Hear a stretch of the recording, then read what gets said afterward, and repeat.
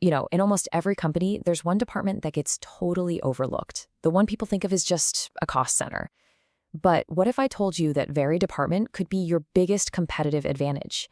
Today, we're not just talking about maintenance, we're talking about a secret weapon. Okay, let's really dig into this with a question.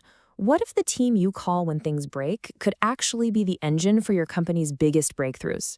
I know it sounds a little out there, but stick with me on this.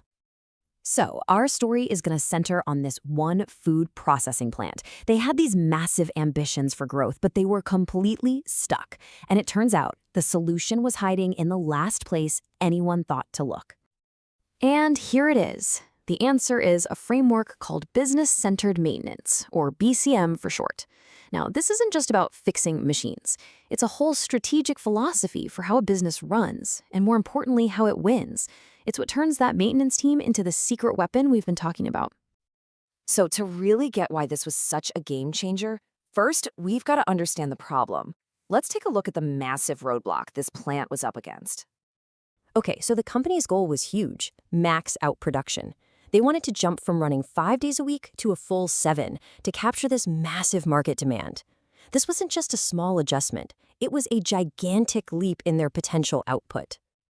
But here was the big catch. Weekends were the only time the maintenance teams could get their hands on the machines. So if production starts running 24/7, when are they supposed to do their essential work? All of a sudden, the very department meant to keep the plant running became the single biggest obstacle to its growth. And this is where our hero, the BCM framework, comes into the picture.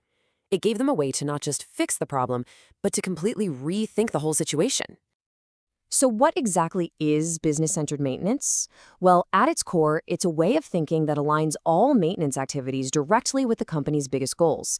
And the shift here is crucial. Maintenance stops being this separate, siloed thing and becomes a core part of the actual business strategy. What's so great about BCM is that it gives you a clear roadmap. It's a logical process. You start at the top, right? Define your big picture business and maintenance objectives.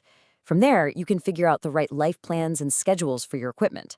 That, in turn, defines the actual workload, which then tells you how to design the right organization. And finally, you can implement the systems and controls to manage the whole thing. It's this clear path from strategy all the way down to execution. So with this new roadmap in hand, the very first step at the food processing plant, let's just call him the FPP, was to diagnose what was really going on. They ran a full audit. And as we go through what they found, ask yourself if any of this sounds, well, a little too familiar. Let's see what they dug up. Okay, this is absolutely fascinating.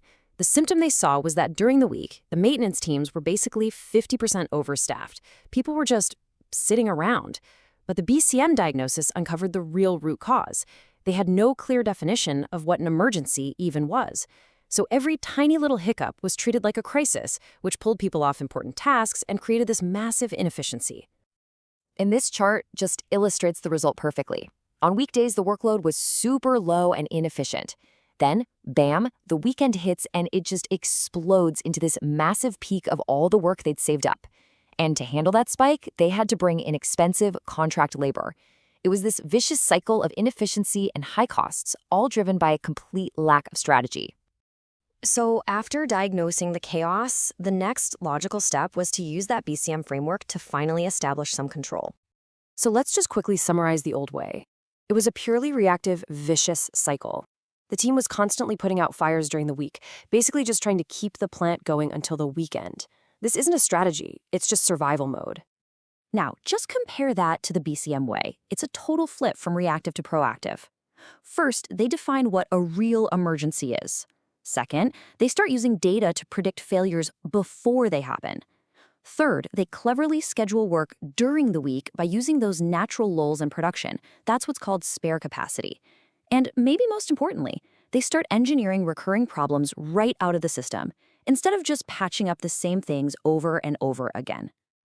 So this shift from theory to practice led to a concrete, actionable new strategy for the entire plant.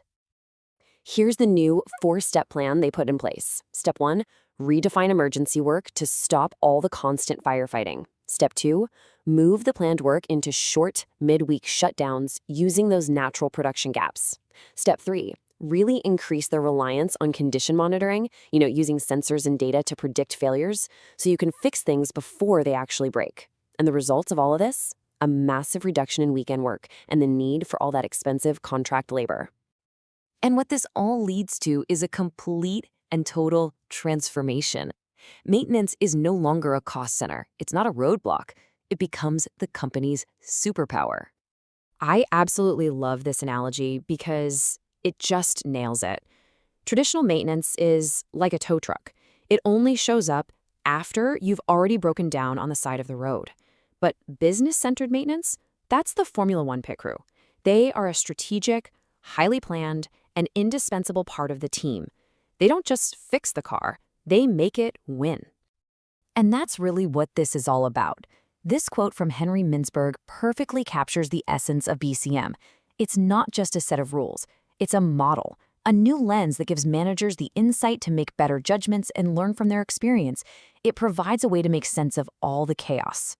So the biggest takeaway is this. By treating maintenance as a real strategy, the FPP didn't just fix a scheduling problem, they unlocked massive growth. Which leaves us with a final question for you. What's the one roadblock in your world that might actually be a secret weapon in disguise? Thanks for joining us.